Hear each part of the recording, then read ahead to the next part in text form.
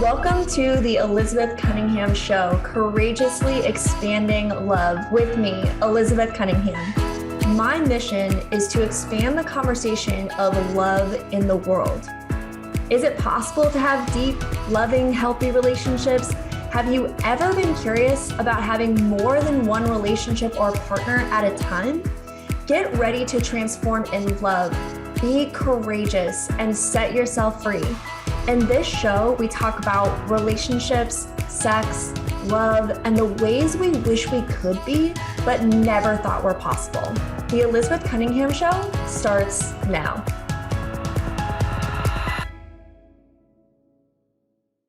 Welcome to the Elizabeth Cunningham Show, Courageously Expanding in Love. And today we are talking about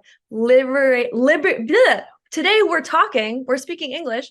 Today we're talking about being liberated in love. But before we get into that and introduce our phenomenal guest, a reminder that the Elizabeth Cunningham Show is live every Tuesday at 3 p.m. on the Transformation Network Facebook page and is then aired on YouTube and podcast every single Thursday. All links are in the show notes, so you never miss anything. On today's episode, we will be talking with Katrin about Liberated in Love. Katrin finds joy in helping you become liberated in love to create your dream relationships with your partner or partners, rooted in safety, love, and pleasure. Compassion and passion. Her holistic approach is designed to feel glowing, happy, and confident in many facets of your life, both inside and outside of the bedroom. Katrin, thank you so much for being here. Thank you for having me. It's my pleasure. Oh my gosh, wonderful. Well, today we are talking about being liberated in love, which is what you talk about all of the time. So I'm going to mostly hand it over to you. Tell us, what do you mean by being liberated in love? Yeah, liberation is this word that feels really close to my heart because it's so synonymous with just feeling alive and with freedom, whatever that actually means to each unique person. In love, that's the way I want to live my life, being in love with every moment and staying present in my experience of the world, in my relationships, in my friendships. And I find that this is one of the keys to success to living a fulfilling life, right? Just feeling free to be yourself in whatever context you choose to live your life. Yeah, I think that that's really beautiful. And I think as we progress, I'm really excited about this episode because we're going to talk a lot about a holistic approach of looking at love, sex, and relationships. And just the way that you describe what being liberated means to you, really, it has that forethought of that really it is a holistic approach to love, sex, and relationships, because it really is about your entire life, not just about one area. Yeah, absolutely. I feel like the way that we show up in one area of our life, or even in one activity or task, is actually representative of how we do everything. Whether it is how we're eating our breakfast in a rushed kind of way and, sort of looking forward to the day, or the way that we learn, it is all kind of mirroring how we show up in other parts of our life, and specifically our relationships. So I feel like when we talk about sex, love, and relationships, we also have to encompass just how we be in general in our everyday activities. So it's all connected. It's crazy how interconnected it really is. I absolutely agree with that. I think the more and more that you get into this work, the more you're like, oh my gosh, I really am the same person doing everything, and being able to see that in other people and in your relationships as well is really helpful to notice those patterns and what you see is working and not working about those things, and what you want to shift and change. Mm-hmm. Yeah, well said. Beautiful. So we're talking about this holistic approach in love, sex, and relationships, which is a really broad topic. So what do you help people with when people come to you? How do they get help from you? What do you help people with? Absolutely. Well, I'll start by sharing a little bit of my story to give you the flavor of where I even began as to how I support people. I was in the corporate world for some time. And though I felt fulfilled in some ways in my professional life, there was this backstory of my experience that felt very much in the shadows, and this secret that I was holding away. And that was my experience of painful sex, in particular this body response that's called vaginismus.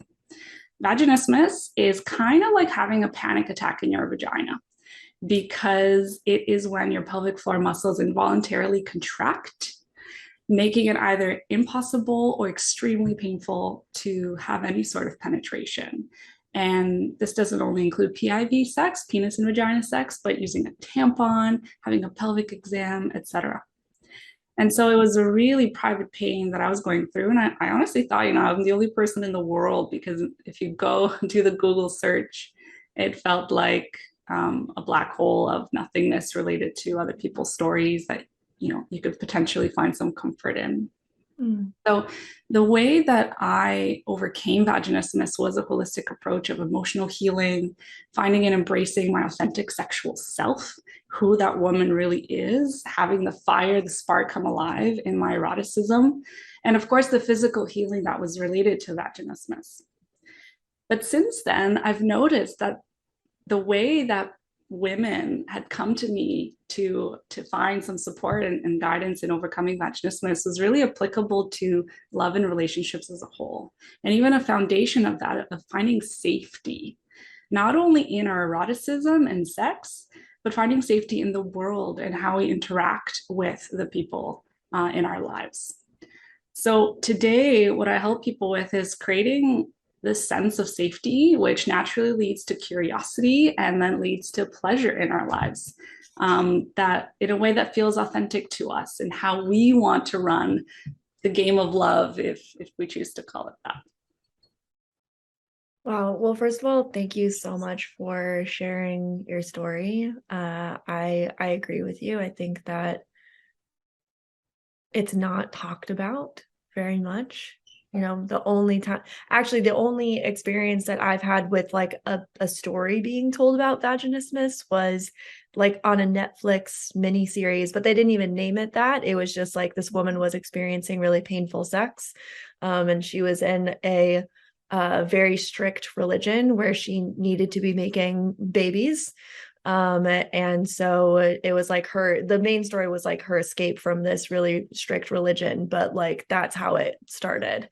But like that can be relatable for people, but it's also like a Netflix series and it's not a quote unquote real person. And so I think that you sharing your story and being open and also like because how you're being about it is just like it's okay, like it's okay if you're experiencing this is what I experienced, and just making that experience okay and really lending to your value of safety and that principle of safety even in the way that you share it. And so I also just want to commend you for being that for other women who are experiencing or other people who have vaginas who are experiencing this as well. So thank you for sharing that. You're welcome, and thank you. I appreciate that. I really do believe that healing, and I don't even really love the word healing because there is nothing to fix, right? We're all whole and complete. It's a process of evolution, really, but any sort of that evolution happens in community, when we feel supported, when we feel heard, when we feel loved in our experience rather than isolated in our pain. So as soon as women, vulva owners come together and can have conversations about these things, so many doors open, so much unlocks in how we get to experience our bodies. And like you said, it really comes down to finding safety in that and finding an ear to listen.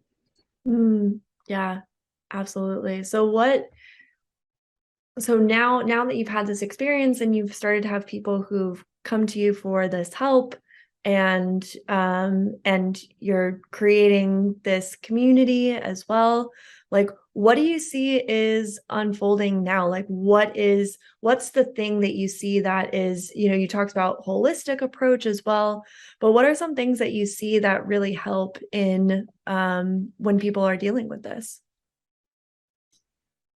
One of the main principles that really helps is, and it's what the journey is all about, is self-love and acceptance.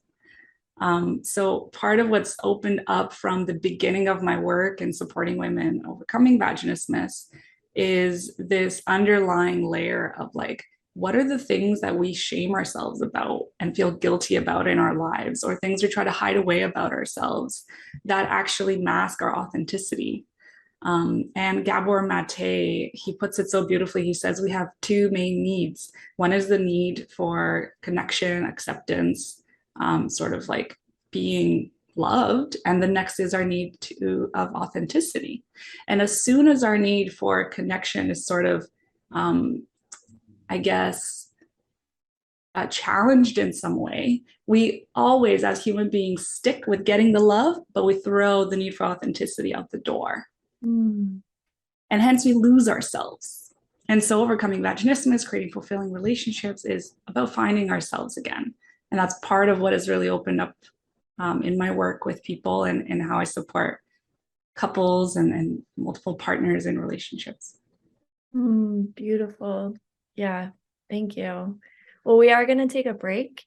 And when we come back, I'd love to hear a little bit more about what that might look like. Like, we're talking about just in general, what happens, but I'd love to hear people's experiences. Like, what do you see? What do you see happening with people? And really, what's the as lived experience? Because I totally get that like need for connection, and then we throw out the authenticity 100%.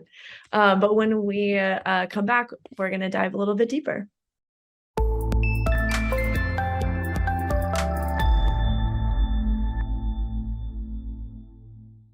Hey, welcome back to the Elizabeth Cunningham Show, Courageously Expanding Love. And we are here with Katrin, and we are talking about being liberated in love, and specifically talking about people who are dealing with vaginismus and what that looks like in your life, and the holistic approach that we can take with our entire lives to heal painful things that are happening in our bodies. And before break, we were talking about just generally like what that is, what is a holistic approach, what does being liberated in love mean? If you missed it, please go back and listen. And now I would really love to get into what does that actually look like? Like, what are some examples or stories of people who came to you with this issue, and then you used a holistic approach with them, and then what happened?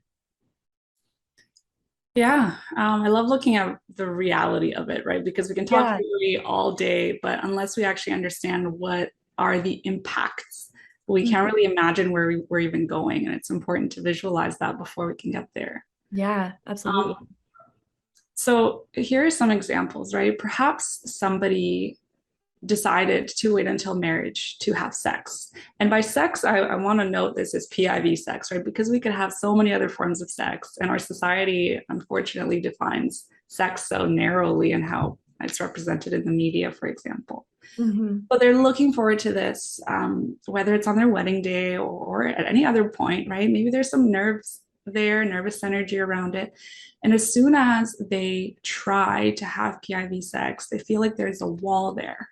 There's just no opening. And I remember feeling and thinking to myself, like, do I even have a vagina? Where is my vaginal opening? I feel like our sex education, in many ways, is fear based. Many cultures don't have a sex education. And in that way, whatever we don't speak about doesn't really even exist to us. So I felt personally very disconnected from the lower part of my body for a very long time. Mm. So, anyways, this wall is there. And maybe you try another few times, like I did with my boyfriend at the time at 18 years old.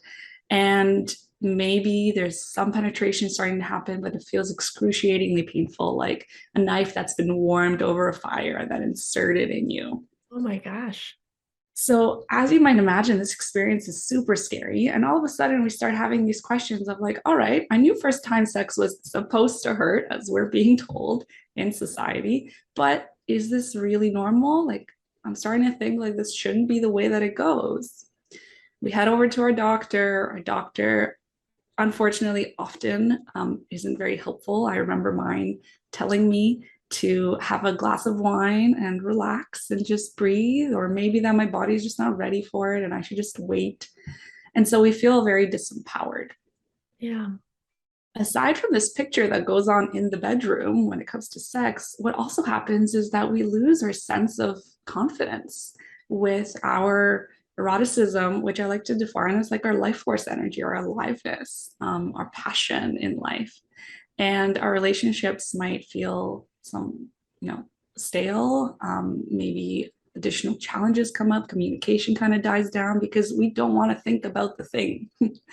Because we avoid the pain, the mental and emotional and physical pain. And I remember even avoiding kissing my partner because I was dreading where it might lead and the pain that was there. So, what does the journey past that look like? It really starts with emotional healing and understanding what has shaped our experiences in our childhood in particular. I feel like emotional healing is at the root of all physical manifestation. If we get into spirituality and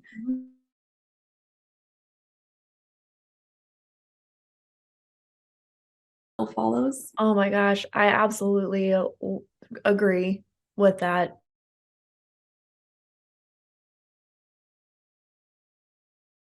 We often do think that it's like it's a physical thing in my body. And so therefore I need to heal it physically. Like there's a physical modality, like you went to your doctor, Mm-hmm. right? And I've also had experiences, especially with things that are concerning my vagina, where it's just like doctors have not been very helpful, which is kind of interesting. You would hope that doctors would be helpful in that area, and they don't seem to be. But it's also a larger cultural problem of how we view sex and how we view female sex and how we view female pleasure. And anyway, I digress.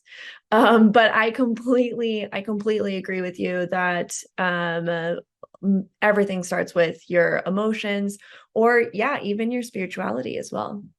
Mm-hmm. Mm. Yeah, and we really do live in a shame-steeped culture around sex.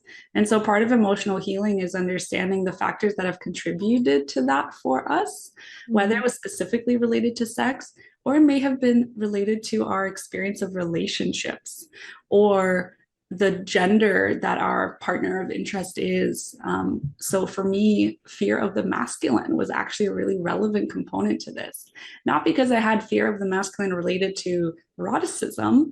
And some people also ask this question, well, I have no sexual trauma, right? Why am I experiencing a sexual problem when I don't have sexual trauma? And we can go into the whole discussion of what trauma it really is and how broad it actually is. But the reality of it is that if you had experienced something that led you to believe you need to protect yourself from another person, like a man in particular, or that men are angry, or there's unexpected outbursts that can happen at any moment, and you have to be on this high alert sort of state, then of course your body is going to be in a protection mode. Yeah. And that's what vaginismus really is. That's what numbness with sex is, or different.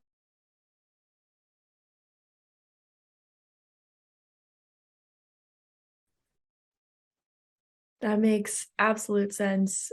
I think, well, we really do live in a culture where women are, and specifically women, but definitely again, people who are non-binary, absolutely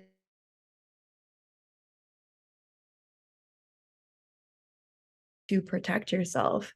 And the messages that women receive are that men are scary, that you do need to protect yourself, that if you don't protect yourself, then you can be blamed for whatever happens to you, that there's something wrong, that, and you just got to look out, and so we are brought up to be closed off in some way because there's like you aren't safe There's a clear message of you aren't safe, but then there's a contradicting message of like, and you're not safe, and if you're not polite, nice, compliant, you know, willing, then you will also receive punishment in the form of like harshness, anger, abuse. So protect yourself, but you should definitely give yourself to the right person. But if you don't give yourself to the right person, then you will also be punished.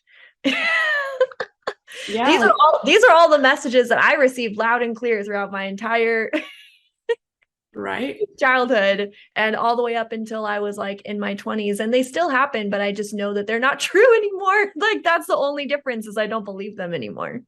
Yeah, that's such a key shift is whatever can be happening in the outside world can be the same. But if our inner world is shifted and we choose not to subscribe to that message, then we can live a very different reality.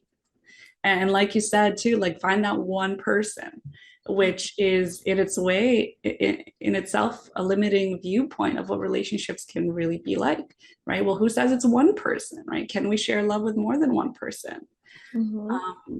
Some of that also creates this closedness of like, well, am I wrong to be interested in more than one person? And I know that's part of your experience. So I feel Mm-hmm. like that could also be really relevant with sexual challenges of any sort.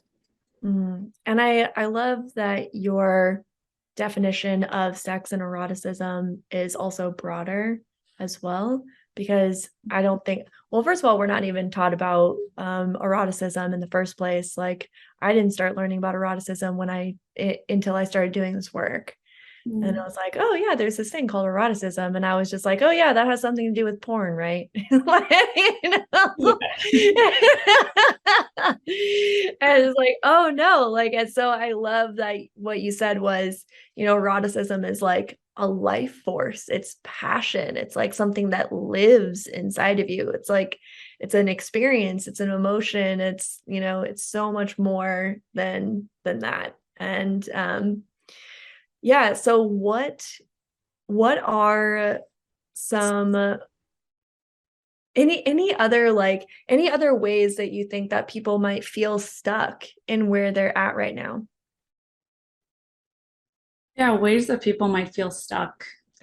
I feel like the visceral embodied experience of feeling stuck is noticing that there's another place, that we call it a place or like an experience that we want to be at, but there's something holding us back. Like, you know, an example might be not being able to orgasm. And I've supported women in having their first orgasms. Um, that feels like a sense of stuckness. Well, am I doing it right? Like, is this supposed to be like all there is, or is there more, right? Or a feeling of stuckness in their marriage when people grow apart, or when they haven't both done the personal development, the emotional work to reignite the spark. So, you know, saved marriages can come out of this. People separating in good faith can also come out of that. There's so many examples of the stuckness that, you know, people experience. Yeah. Well, thank you. Thank you for sharing. And we are going to go on another short break. And then when we get back, I want to talk more into the holistic approach. Like, okay, great. Like, these are some examples of how people might be stuck. This is like what people's as lived experience might be.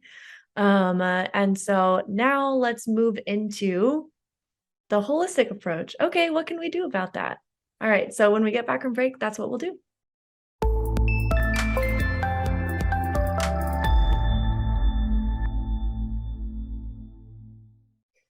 Welcome back to the Elizabeth Cunningham Show, Courageously Expanding in Love. And today we are talking with Katrin about being liberated in love. And we've talked a little bit about so far about what that means. We've talked about people who are dealing with vagismus and people who are dealing with pain in their body, specifically related to sex or having sex, and what that actually looks like, what the as lived experience of that is. And now we're going to talk about why take a holistic approach to pain, but also why take a holistic approach to vagismus or things that are happening specifically around pain in sex. So we have answered a little bit like why already, but I'm going to ask it again. So like why take a holistic approach? Why is it, I'm just going to say it, why is it the best way? Yeah. Why is it the best way? I feel like the answer to that question can only really be clear to us when we've done it, when we're on the other side and we're like, holy shit, I tried this one lane of like fixing myself and it didn't work. And it's only after the big picture kind of fell together, like all the puzzle pieces came together, that I actually started to experience a transformation in how I felt about myself, how I felt about my body, therefore, the impact on my relationship, the impact on my daily routine and how much stress I was experiencing, how I managed that. And then after that, and how I felt in life, like a sense of purpose that all of a sudden became more clear or more exciting, the feeling of aliveness. So I really don't think we can truly understand the why until we've lived it.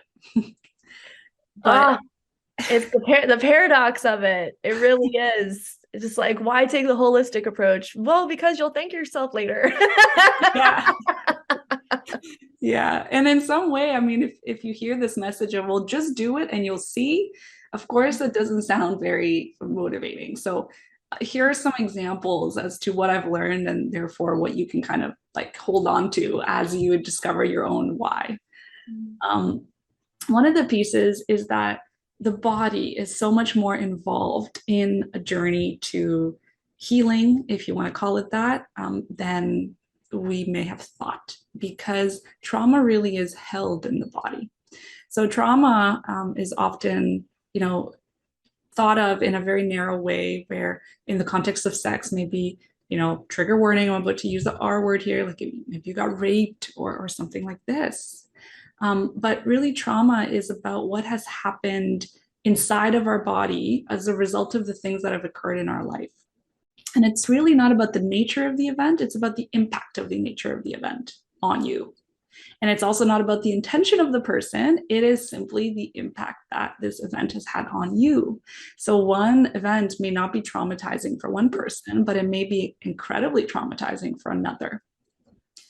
And so when we think about trauma, we may, you know, seek help from a talk therapist, where beautifully therapists can be very helpful. Yet we only deal with 5% of our behavior, since talk therapy is simply utilizing this conscious mind.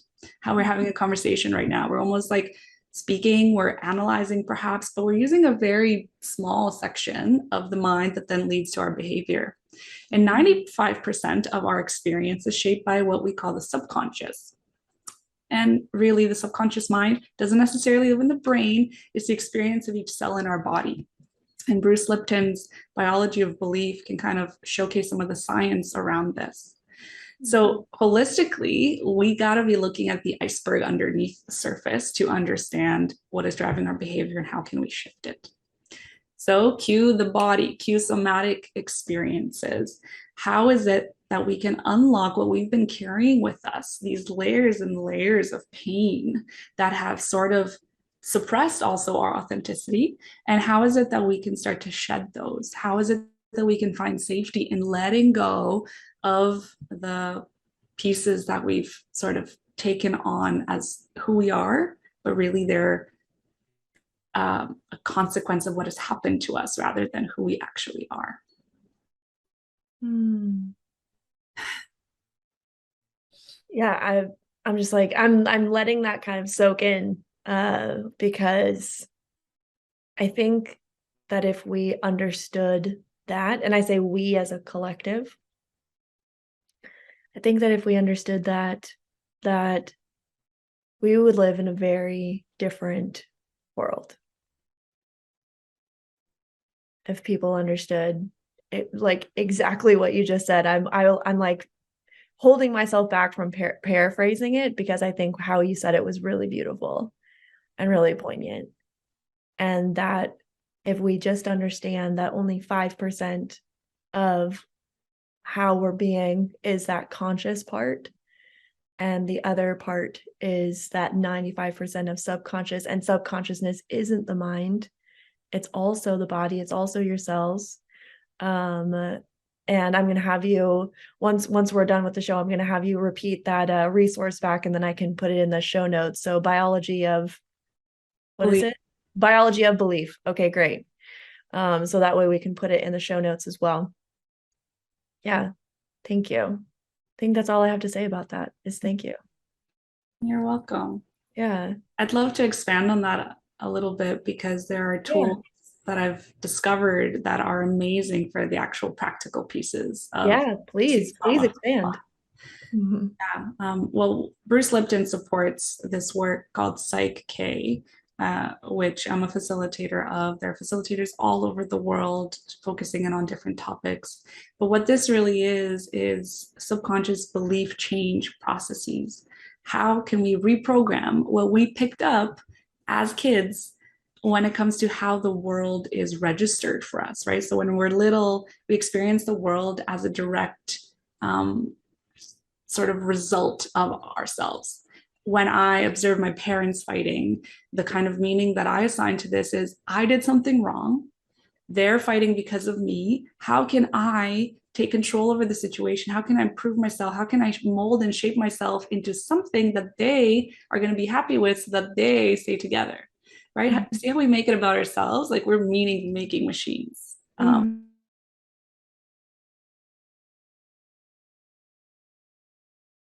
These rules of how the world is up until the age of 10, 11, 12. And we live with those pieces, those beliefs, those programs for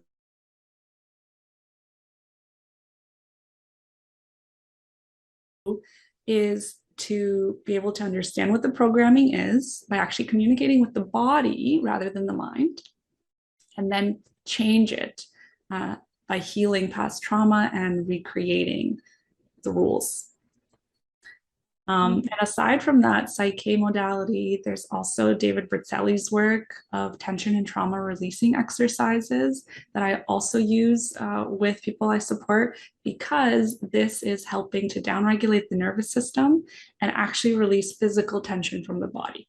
Not with Mhm. stretching, not with, although those are beautiful things to enjoy, but they don't really get to the root of the problem, which Mhm. is that our nervous system is on high alert, it's in survival mode, and it is desperately looking for relaxation and for release. So those Mhm. are just two main pieces that people are welcome to research and get to know as options.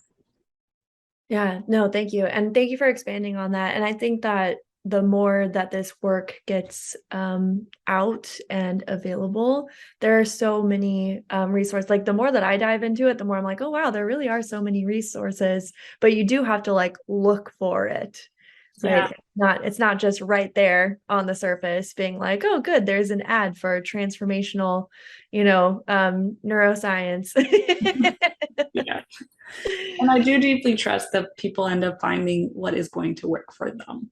Not Yeah. that there's one key thing that helps everyone. Mhm. So following our curiosity and trusting ourselves is part of it. And of course, that's only possible if we're already connected to ourselves.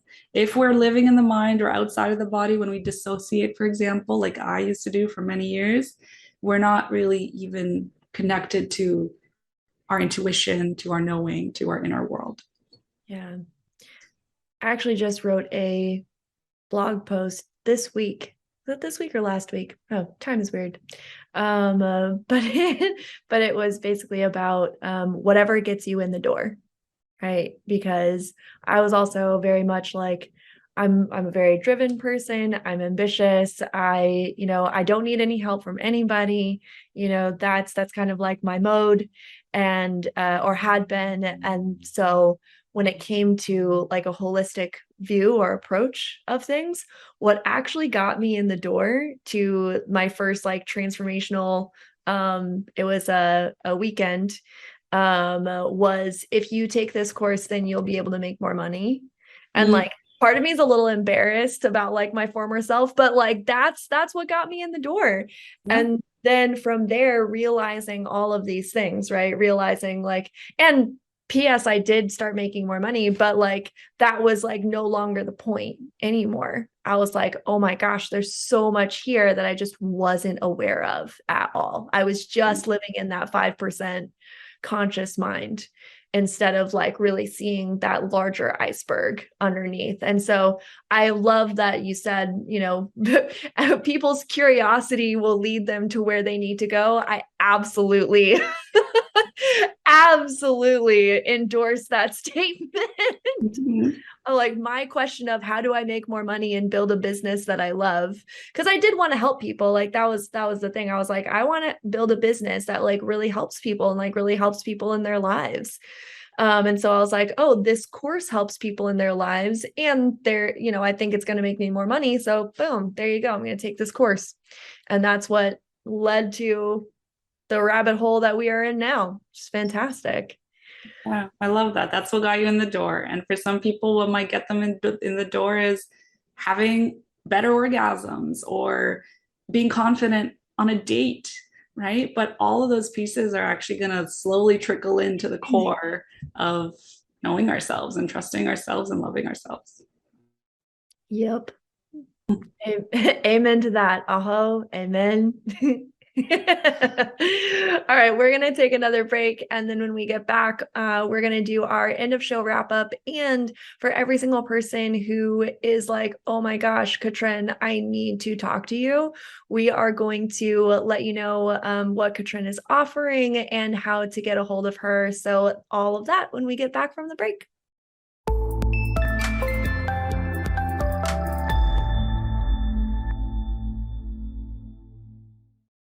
Welcome back to the Elizabeth Cunningham Show, Courageously Expanding in Love. And we are here with Katrin, and we have been talking about being liberated in love. And we have just gone on this beautiful journey of when you experience pain in sex, if you experience vaginismus, to how you heal and what is the purpose and the liberation of holistic healing.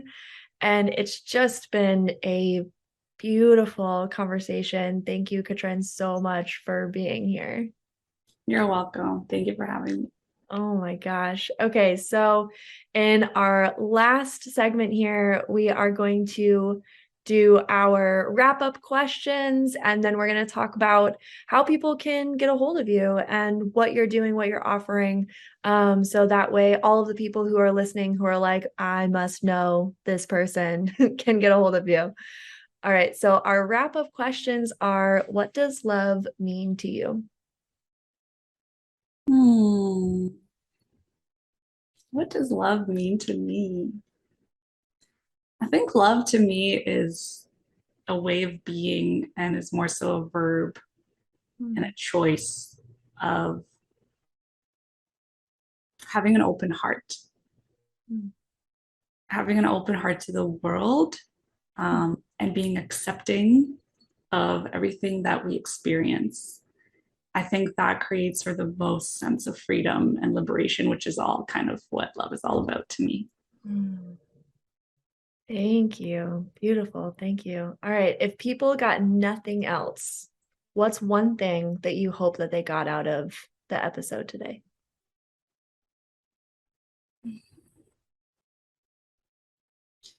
If people got nothing else, I would hope that the message they take away is that there's nothing to fix.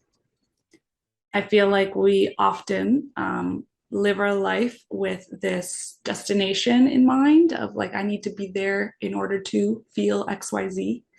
And hence, I need to change myself or fix myself. Mm. That there's something broken about me. And part of having an experience of being liberated in love is noticing the beauty and the love that's already there with nothing else in our life changing. So that would be it. Beautiful. Oh, yes. Yes, yes, yes. I hope that they got that too. What is one action that people could take? One action that people could take would be noticing how, in the present moment, they could experience just 10% more enjoyment or pleasure or whatever word feels, relevant in terms of enjoying that moment. Mm. Because if we can consistently keep that top of mind with how we live our life, then I feel like we would be so much more joyful, fulfilled, happy, and just open to the world. It's that 10% more enjoyment. It doesn't have to look like anything. It could simply be a noticing, it could be an energy, it can be a breath, but it changes everything. Mm. Thank you. Oh my gosh. Yes, I love all of those answers. Endorsed all of the answers. All right. Okay, what are you promoting? You actually have a free course. Yes, I do. The free course is called Safety in Love. Mhm. And the course is essentially a 3-day masterclass. On day 1, we talk about finding safety in self. Day 2 is all about safety and pleasure. And 3 is safety in relationship. And this is a beautiful starting point for feeling liberated in love. If anyone listening is also experiencing vaginismus or painful sex, you may also want to check out Putting Vaginismus in the Past, which is also a free course.